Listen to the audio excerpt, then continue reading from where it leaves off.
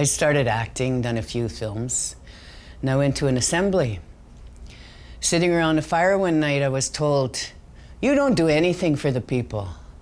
I teach children to read and write. You, Tantu Cardinal, you do sweet fuck all."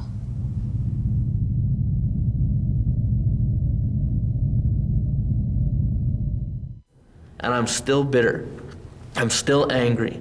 I'm still frustrated. When I go home, I get so upset when I see all my friends still sitting at that table. They call me Two-Faced now. That's my new name when I go home, is Two-Faced. Because I'm too good, now I'm too good to be sitting at the table with them. They look at me like, "Oh, you know, you're too good now, get away from me, get away from me." And I'm like, no, I want that to influence them. I always tell in my classrooms how much of a struggle is to be Aboriginal. It really is. Not only are we struggling with mainstream society and everybody else, we put each other down more than anybody else does. And I think that's the hardest thing to get over. I haven't lived with my real family much. I've been adopted and I was raised in a white community. I've had contact with my natural mother, and just recently she told a sister of mine that I'm no longer considered her child because I'm whitewashed.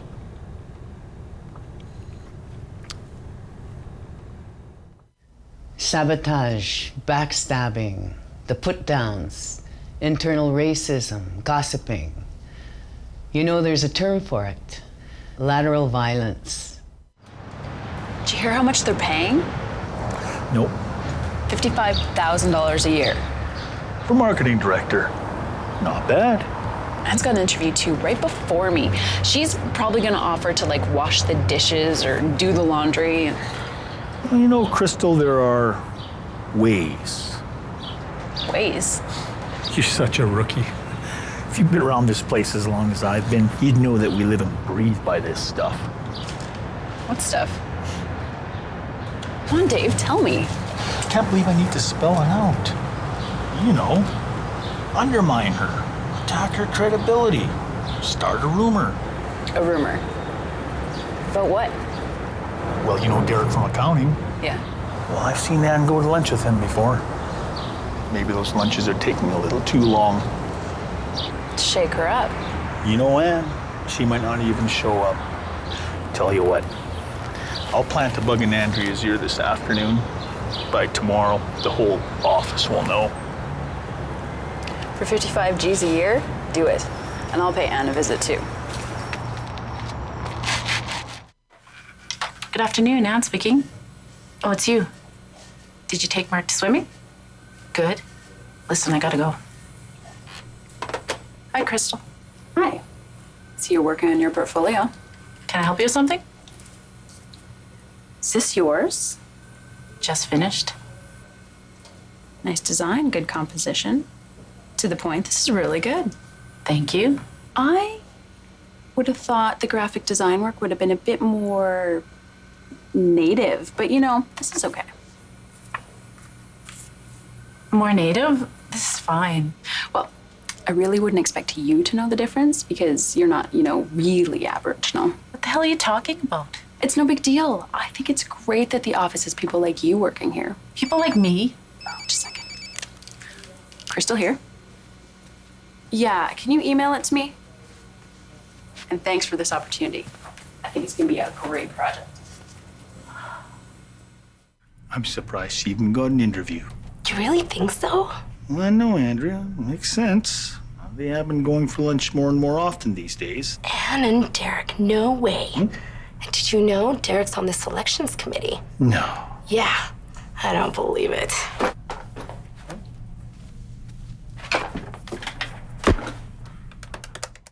It's happened to me, it's happened to you, and it's not who we are.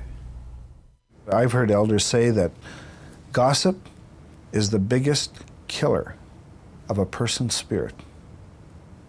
And not just the person who's gossiping, but the person who's listening to it is just as responsible for the destruction of themselves and their family and community. And so we can call this gossip, or we can recognize it for what it is. It's not just gossip. It's Lateral violence because it includes much more than just talking about somebody. And it's the most destructive thing there is. The biggest form of lateral violence that hurts me a lot is because I have such a white face. And I'm a First Nations person, I work in the Aboriginal community. And having comments made to me like, you know, we can't have you speak because we want to have a real Indian speak. So what if I've done work nationally and internationally in this to promote and help my community? We want to have a real Indian speak. For me, that's kind of like soul murder. That's how deep the hurt is. Those people who struggle at ceremony or in corporate business or in Aboriginal organizations with who we are based on the color of our skin have their own health issues, personal health issues to deal with. And they themselves have to take responsibility for their own prejudice within our own Aboriginal community. My mother's white. My mother's English. She was raised by Dutch parents. She's got blonde hair and blue eyes. And because of that, I was always ridiculed. I was called half-breed. I was called just about anything you could think of. And the more and more it was said to me, the more and more resentful I became towards my own people. Well, I get really nervous when lateral violence is just applied to us, because lateral violence is everywhere. It's not just with Aboriginal people in the way that's defined, where, as I understand it, it would be members of a people where the membership are violent to each other. That's how I would define it. But even within that, it's usually somebody who has one up on you, right? Like the full-blooded Indian versus the half-blooded Indian. You know, like there's always something where you're not quite there. We're First Nations, we're Métis, we're Inuit. We're so diverse that we have to acknowledge that every one of us are a part of our community and have an important part to contribute to the future of our community. Blood quantum, if there's anybody that could come in Canada and tell me that they're better because of their blood quantum, I'll say that they themselves are struggling with their own identity issues. Hello. Hi. So, how is he? How's who? Come on, Derek. What about Derek? Come on, you and Derek, those long lunches, all the chit-chatting. I mean, is he gonna help you get the job or what? Andrew, what are you talking about? There's nothing going on between Derek and I. Where'd you get that from? Well, I just thought, because there's all this chemistry and... Is someone saying something? Well... Andrea? Some people in the office are... Talking? You know what? Forget I said anything. Just forget it. I gotta get back out there, and I'll talk to you soon. Okay, bye.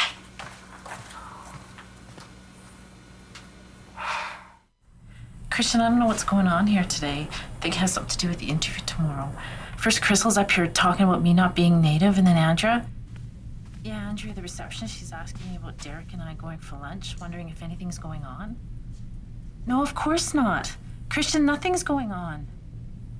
Why would you say that? Whatever. What is going on today? It's behavior that has its roots in colonization, a result of oppression. Oppression can make people feel powerless and wanting that hit, that feeling of power, control, success.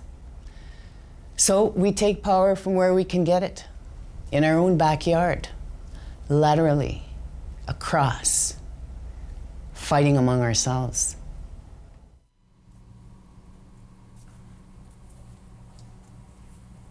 I see you're working on your portfolio. Can I help you? You know, I wondered why you're spotting off this afternoon. But now I see it. You don't know what you're talking about. How desperate do you have to be? Do you lack that much confidence that you have to bring me down just so you can feel good enough about yourself? I'm gonna be at that interview tomorrow and I'm gonna get that job. You're still gonna be living your life, playing your games and wasting your time, Crystal. You know what? You're talented. You do great work. I don't understand why you had to stoop so low. You're messing with my marriage and my job? I helped bring you here, and this is how you repay me? What happened to you?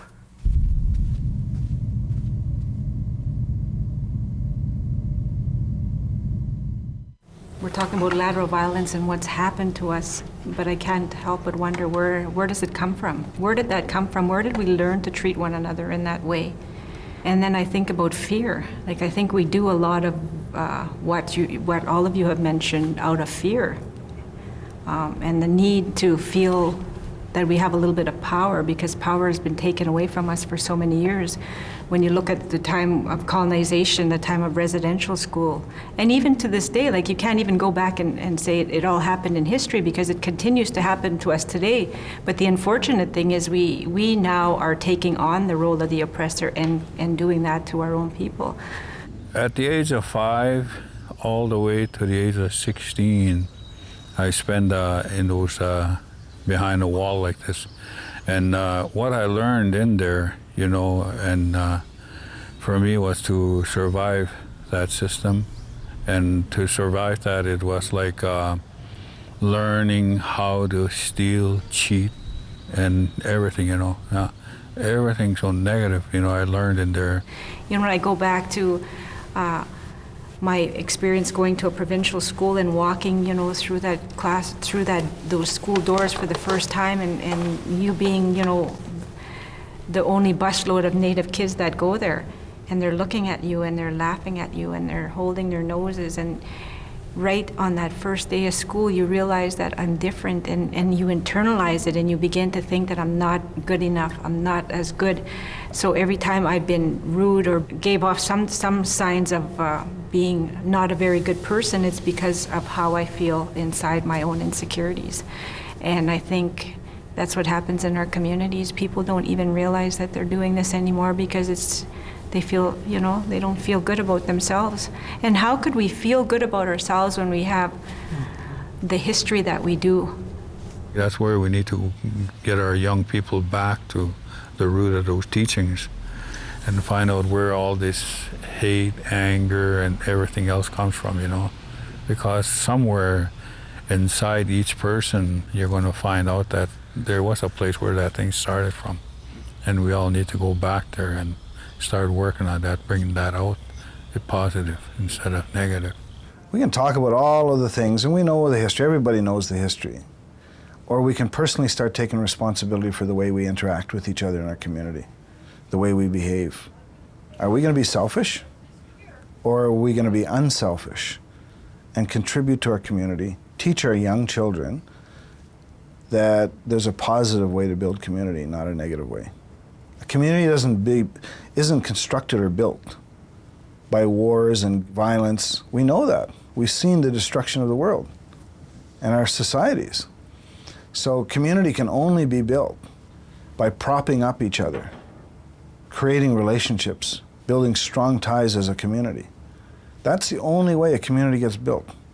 Parents, you know, you look at your own family, like, you know, and teach them the way you believe in yourself, you know, and how would you expect your children to treat you, have them treat the people the same, you know.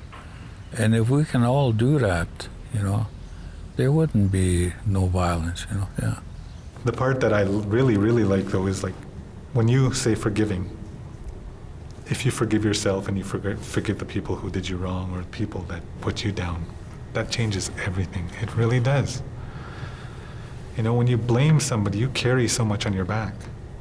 And that's the part that weighs you down.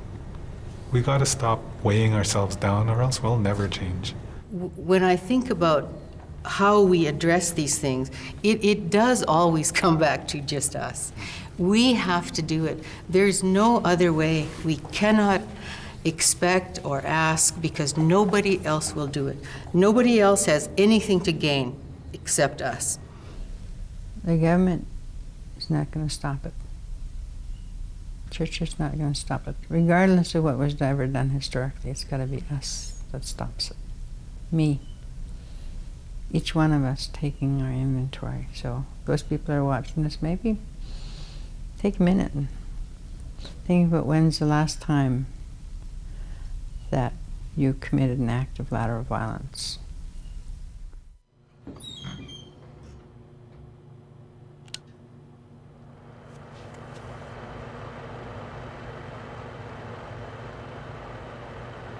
What happened to you?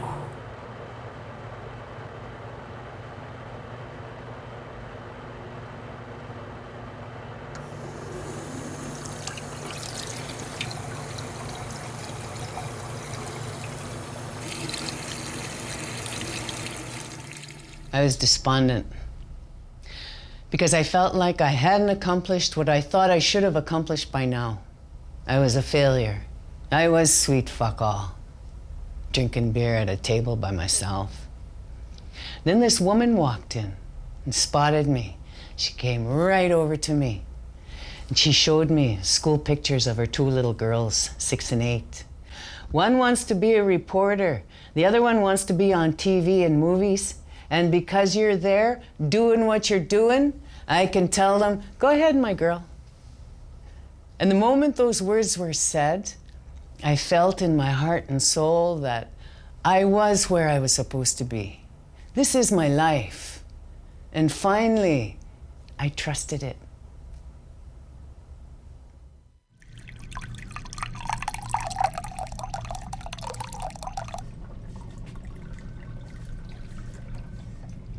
Crystal?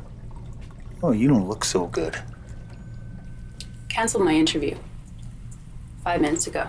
You canceled? Yep. Why? You're throwing away 55 G's. There's no excuse for what we did to Anne. Come on. This is the way the game is played.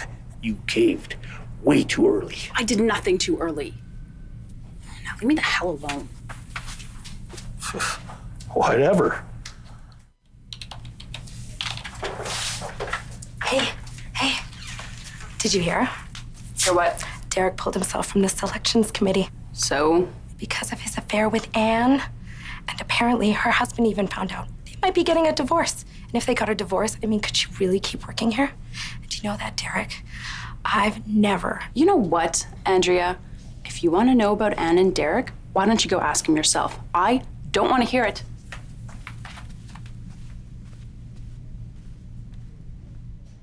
But I think this is one of the biggest issues, if not the biggest issue in our community, that we need to resolve before this quote-unquote healing begins in our community. The longer we hold on to the past, the more and more we perpetuate these cycles. I don't want to be there in 40 years saying to my grandchildren, oh, I'm going to blame this on the residential school, the way you were raised. I don't want to be doing that with them.